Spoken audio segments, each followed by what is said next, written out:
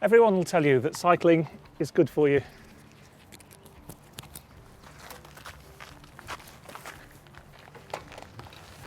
It's a great workout. It's good for your heart and lungs as well as your legs. Unless something like this happens.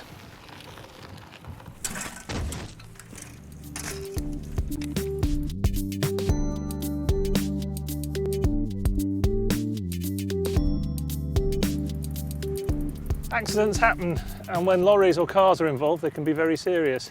But the outcome's not determined by luck or fate, but by the laws of physics. Since people aren't going to stop riding bikes or driving cars, then we need to use those laws of physics to try and prevent injuries. If you want to keep something fragile, like my mobile phone, safe when you post it, a good idea is to put it in a polystyrene box, because any kinetic energy coming from an impact gets absorbed by the polystyrene, which dissipates that energy in terms of the deformation of the material, fracturing of the material, heat, and as you heard, sound. So that's exactly what cycle helmets are. They're padding for your head. They've got expanded polystyrene packaging, and they're designed to crush and reduce the energy of the impact. Now, helmets are all tested to stringent safety standards, but the standard tests have to be simple and reproducible and straightforward. And in helmet cases, they're basic to the point of perhaps not representing a real cycle accident. One of the standard tests for bicycle helmets is a drop from a 2-metre height onto a flat surface with a weighted head inside the helmet. Now, we don't have a weighted head at the moment, so we'll make do with something a bit more fun.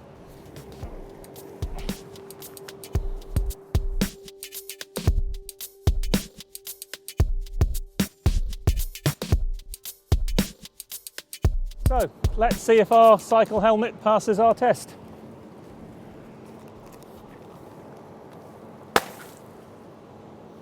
I'm afraid in some accidents, the balloon doesn't survive. Just goes to show you that sometimes you have to test reality. So the ideal way of testing the effectiveness of a helmet would be a randomised controlled trial. You take people at random and assign them to groups, either with a helmet or without, and then you make them have accidents and you see which ones survive and which ones don't. But that's not really ethical. So the next best thing is to do exactly that process, but with a computer simulation. You can build the laws of physics into a computer. You can make a model of a person, you can make a model of a bicycle, you can make a model of a helmet, and then you can do that experiment and you can repeat exactly the same accident under exactly the same conditions with and without a helmet. If we now look at the results for what happened when a cycle helmet wasn't being worn, that's the red line. And you can see the cycle helmet has done exactly what it should do. It's dissipated the energy so that the acceleration peak with a helmet, the green one, is much lower and broader. And in fact, only just about comes up to the 300G limit that's set in the CPSC cycle helmet standard. If you compare that with what happened without the helmet, you can see that there's an enormous acceleration spike. And that's the head hitting the hard ground directly with no chance of dissipating the energy. By an ironic twist of fate, or physics if you like, I was involved in an accident in 2010, and that was a fantastic opportunity to do some research. You have a lot of time in hospital trying to work out why you're injured the way you are, why you've broken your neck, but your legs are fairly undamaged, that sort of thing. So once I got back to the office, it was quite fun to recreate the accident using the simulation software. And this is something fairly similar to what would have happened. This is a rear impact with the car doing 40 miles an hour.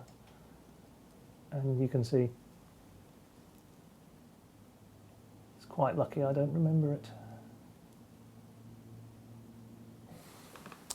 So now I have a pretty good idea of what happened to me, and I'm absolutely confident that my helmet in sustaining all that damage meant that I'm still alive.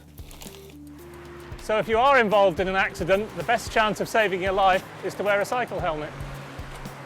and you won't catch me riding a bike without one. It's just physics.